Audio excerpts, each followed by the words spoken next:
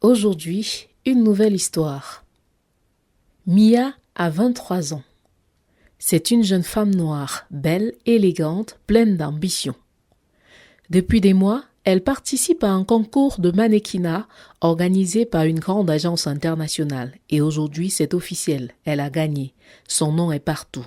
Les réseaux sociaux la mettent en avant, les gens partagent ses photos, les magazines parlent d'elle comme d'une future grande star de la mode. Lors de la remise des prix, entouré de caméras et de flashs, le directeur de l'agence s'approche d'elle avec un grand sourire. « Félicitations Mia, tu es prête pour la suite ?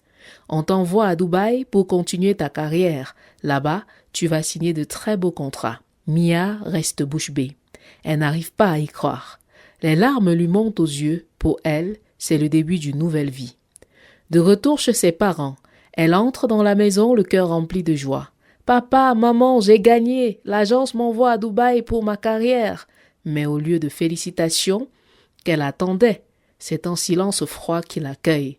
Son père la regarde, l'air tendu. « Tu n'iras pas à Dubaï. » Mia le fixe choquée. « Mais pourquoi? C'est une chance incroyable. » Sa mère intervient, la voix calme mais ferme. « Tu penses que c'est une opportunité, mais tu ne vois pas les dangers. Mia, là-bas, on ne dit pas tout. Des filles comme toi, on les utilise et on peut te faire du mal. » Mia recule légèrement. Elle ne comprend pas. Comment pouvait-il réagir comme ça au lieu d'être fier d'elle? Elle a l'impression qu'on lui coupe les ailes. Elle en parle à ses amis le lendemain, mais elles au moins la comprennent. « Mia, tes parents ont peur, c'est normal. Mais si tu veux réussir, tu dois prendre des risques, même sans leur accord. Quand tu reviendras avec de l'argent et une belle carrière, ils seront fiers de toi. » Ces paroles restent dans sa tête toute la nuit. Et le lendemain matin, elle prend sa décision. Elle appelle Dave, son manager. Sa voix est calme, mais son cœur bat vite. « Mes parents sont d'accord, je suis prête, tu peux tout organiser. » Elle raccroche. Elle sait qu'elle vient de mentir, mais pour elle, c'est le prix à payer pour vivre son rêve. Ce qu'elle ne sait pas encore, c'est que ce rêve va vite se transformer. Quand Mia atterrit à Dubaï, elle a l'impression de poser le pied dans un autre monde. L'aéroport ressemble à un palace. Dès sa sortie, une voiture de luxe l'attend. Chauffeur privé, bouteille d'eau glacée, musique douce. Dave, son manager, lui a tout organisé. Elle est accueillie comme une reine. Les premiers jours passent comme un rêve éveillé. Elle découvre sa villa, 3 étages, marbre au sol, piscine à débordement, vue sur la mer. Le frigo est rempli, les placards bourrés de tenues de créateurs, et dans sa chambre l'attend un énorme bouquet de roses avec un mot « Bienvenue dans ta nouvelle vie ». Rapidement, les choses s'accélèrent. En quelques semaines, elle enchaîne les castings, les séances photos, les défilés privés. Elle devient le visage d'une marque de parfum, tourne des pubs pour des bijoux de luxe, apparaît dans les clips d'artistes connus. Son image est partout, les gens commencent à la reconnaître dans la rue. Elle goûte à un style de vie dont elle n'aurait jamais osé rêver. Un matin, Dave l'informe qu'elle est invitée pour un vol en hélicoptère au-dessus de la ville, organisé par un sponsor. Mia, elle, monte à bord en robe blanche, lunettes de soleil vissées sur le nez. Une hôtesse lui sert une coupe de champagne rosé. Mia rigole, filme le ciel avec son téléphone, puis penche la tête pour contempler la ville, les gratte-ciel, les fontaines géantes, le désert à perte de vue. « C'est ça ma vie maintenant ?» se dit-elle, un sourire figé sur les lèvres. Les jours passent et les invitations affluent. Un après-midi, elle embarque sur un yacht privé aux côtés d'influenceurs du monde entier. Au programme, musique, soleil, champagne à volonté, baignade dans les eaux turquoises. On lui prête des maillots de bain de luxe, des lunettes Dior et un photographe attitré s'occupe de capturer les plus beaux moments pour Instagram. La nuit, elle est souvent invitée à des soirées exclusives dans des villas perchées en haut des tours. Ambiance tamisée, DJ en live, décor somptueux et invités triés sur le volet. Des gens riches, puissants, toujours bien habillés. On lui dit qu'elle est belle, spéciale, différente. Elle sent qu'on l'admire. Chaque week-end, elle part en voyage. Abu Dhabi pour les courses de voitures, Doha pour un shooting ou encore les Maldives, juste pour un brunch avec des associés. On lui réserve toujours les meilleures suites. Tout est pris en charge. Parfois, elle se retrouve dans un spa privatisé avec des fontaines de pétales de rose. Une masseuse venue de Thaïlande et un thé glacé servi dans un verre en cristal. Elle poste une story. Self-care day. Un soir, elle dîne au dernier étage. La table est posée devant une baie vitrée. La ville brille sous ses pieds. Elle porte une robe noire moulante, des bijoux empruntés pour la soirée et partage le repas avec un directeur artistique qui lui promet de la faire passer à l'étape supérieure. Elle rit, savoure son plat, prend une photo de son dessert signé par un chef étoilé. Un jour, elle décide d'appeler ses parents en visio. Elle est assise dans sa villa, au bord de la piscine, un verre de jus frais à la main. « Regardez, tout va bien, je suis en sécurité, je vis la vie que je voulais. Vous voyez, vous n'aviez pas à vous inquiéter. » Sa mère est silencieuse, son père, lui, regarde longuement l'écran, puis dit simplement « Félicitations ma fille, merci, mais fais attention, on t'aime beaucoup. » Mia soupire en souriant, elle ne comprend pas leur froideur. Elle leur envoie de l'argent tous les mois, beaucoup. Elle espère qu'un jour, ils verront qu'elle avait raison. Sur les réseaux sociaux, elle devient une référence. Ses publications sont likées par des célébrités. Elle est invitée à parler dans des panels sur la beauté, le succès, l'audace. On lui demande son avis sur les marques de luxe, les hôtels, les destinations tendances. Elle est devenue une influenceuse lifestyle respectée. En apparence, elle vit un conte de fées. Les jeunes filles rêvent de devenir comme elle. Les marques se battent pour lui offrir des cadeaux. Sa boîte mail déborde d'offres. Et pourtant, elle ne le sait pas encore. Ce qu'elle vit, ce n'est pas la réalité. C'est un mirage doré. Un an est passé depuis l'arrivée de Mia à Dubaï. Un an de luxe, de fêtes, de voyages, de shooting, d'apparence. Mais depuis quelque temps, quelque chose a changé. Les messages se font rares. Les contrats s'espacent. Les appels deviennent silencieux, même les marques qui lui envoyaient des colis sans arrêt ont cessé de la contacter. Son manager Dave, d'habitude très actif, semble lui aussi désabusé. C'est normal, Mia. Le monde de la mode, c'est cruel. L'attention change vite. Si tu veux rester visible, il faut fréquenter les bons cercles. Il y a des soirées privées très fermées, c'est là que tout se joue. Mia n'aime pas trop ce discours.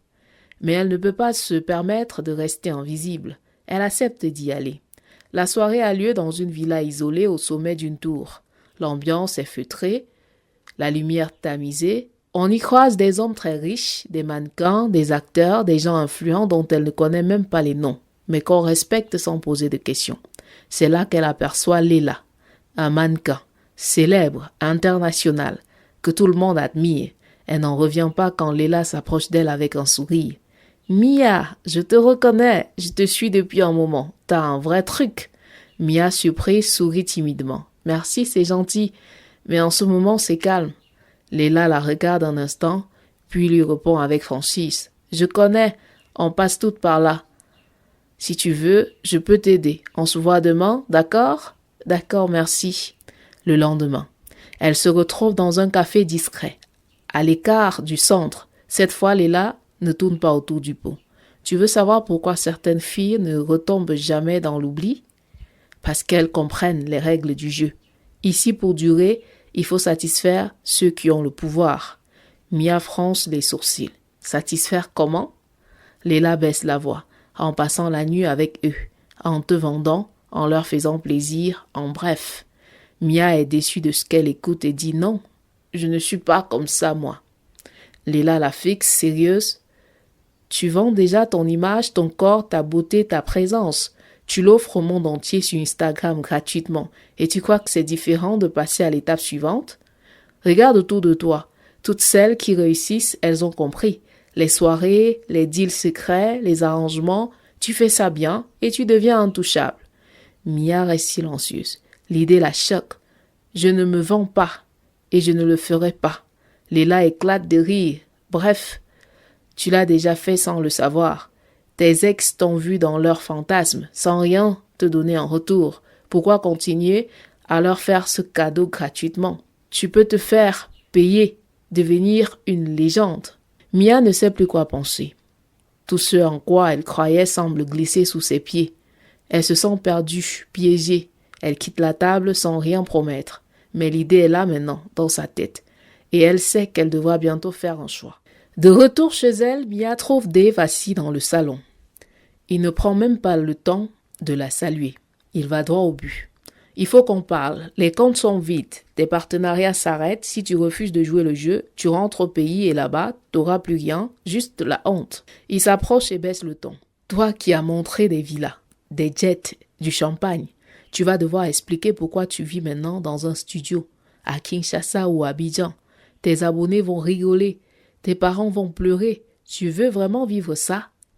Mia sent son ventre se nouer. Il a raison. Le retour serait une humiliation. Elle pense à toutes ces vidéos où elle se vantait de sa réussite, à ces messages où elle disait qu'elle avait fait les bons choix, et là, elle se sent piégée. Elle prend son téléphone, ses mains tremblent légèrement.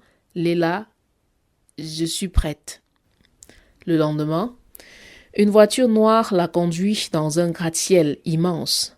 On la fait monter au dernier étage. L'ascenseur s'ouvre sur un penthouse silencieux, froid, impersonnel. Au fond, devant une baie vitrée, se tient un homme qu'on appelle Monsieur Gerby. Il est connu dans l'ombre, producteur, investisseur, faiseur de stars, comme on dit ici. Il ne lui adresse presque pas un mot, juste un regard vide, calculateur. Cette nuit-là, Mia perd quelque chose qu'elle ne retrouvera jamais. Elle ne racontera jamais en détail ce qu'il lui a fait, pas même à elle-même. Elle préfère effacer. Tout ce qu'elle sait, c'est qu'elle s'est réveillée dans un lit froid, le corps meurtri, l'âme en vrac. Elle s'est douchée pendant des heures en silence sans réussir à se sentir propre, car après une soirée où on t'a fait rentrer un bâton dans tous les trous, à un point où même tes oreilles et tes narines n'ont pas été épargnées, c'est difficile de se sentir propre. Et pourtant, une semaine plus tard, les contrats recommencent à tomber. Des marques internationales, des clips d'artistes connus, des voyages tout frais payés, l'illusion d'un renouveau. Elle recommence à poster, à sourire, à faire semblant. Ses abonnés pensent qu'elle a rebondi. Elle sait qu'elle a signé un pacte, mais ce n'était que le début. Très vite, une nouvelle règle apparaît. Une autre exigence, plus sombre. Tu veux des contrats à 7 chiffres, non? Alors, il faut accepter les demandes des sponsors privés.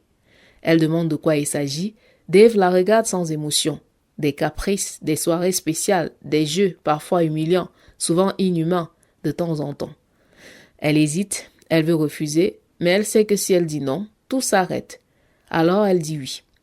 La première fois, on lui demande simplement de danser sans nu lors d'une soirée en mer, entourée d'hommes riches venus du monde entier.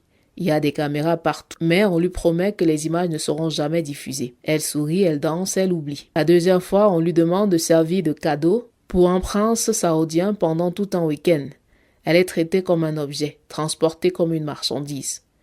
Une autre nuit, un homme très puissant lui propose un contrat aux États-Unis. Un contrat qui pourrait faire d'elle une star mondiale et que même le président sera là et va la voir. Il lui fait comprendre qu'en échange, il veut qu'elle mange ses excréments. Elle refuse pour la première fois, elle dit non. Et ce contrat, elle ne le verra jamais. Plus les mois passent, plus les demandes deviennent floues, étranges, inquiétantes.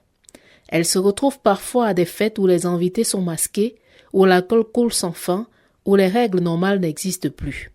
On lui demande de faire semblant de sourire, pendant que des adolescents, fils de milliardaires, s'amusent avec elle, comme avec une poupée de luxe. Un soir, elle reçoit un message. On lui propose une somme énorme pour participer à une performance artistique dans un désert, en présence de plusieurs milliardaires. Le contrat stipule des choses qu'elle n'ose même pas lire jusqu'au bout, comme passer la nuit avec des animaux.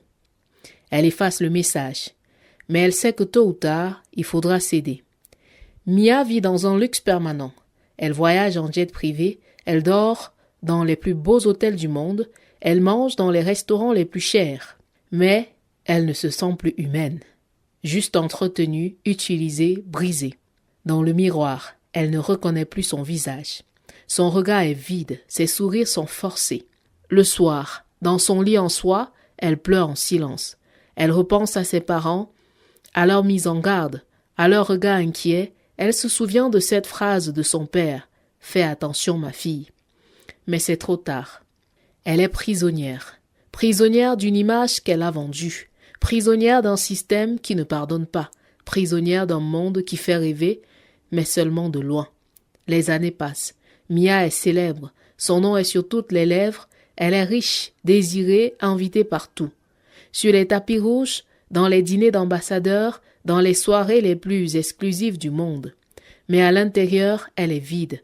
Derrière les sourires, les robes des créateurs, les bijoux étincelants, elle ne ressent plus rien. Le luxe l'a engloutie. Son âme est absente. Elle pense souvent à ses parents. Elle ne les a pas revus depuis des années.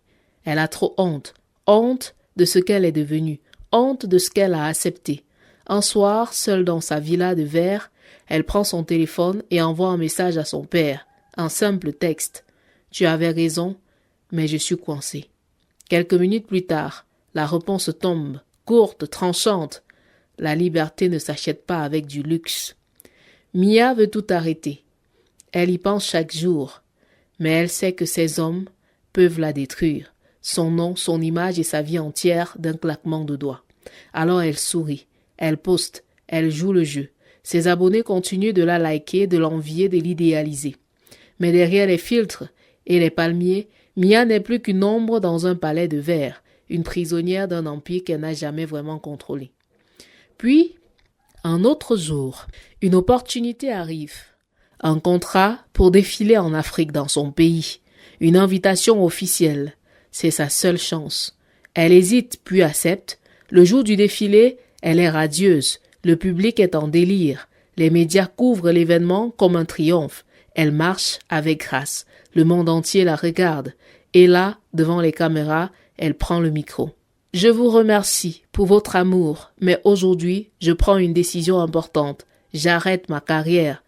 Je veux me recentrer sur ma famille et sur ma foi. » La salle est figée, les réactions sont partagées. Certains applaudissent, d'autres murmurent. On pense qu'elle est simplement fatiguée, qu'elle a besoin de repos, qu'elle se cherche. Mais toi et moi, on sait, Mia n'a pas juste quitté la mode. Elle a fui l'enfer. Abonne-toi si tu veux suivre d'autres histoires aussi intéressantes.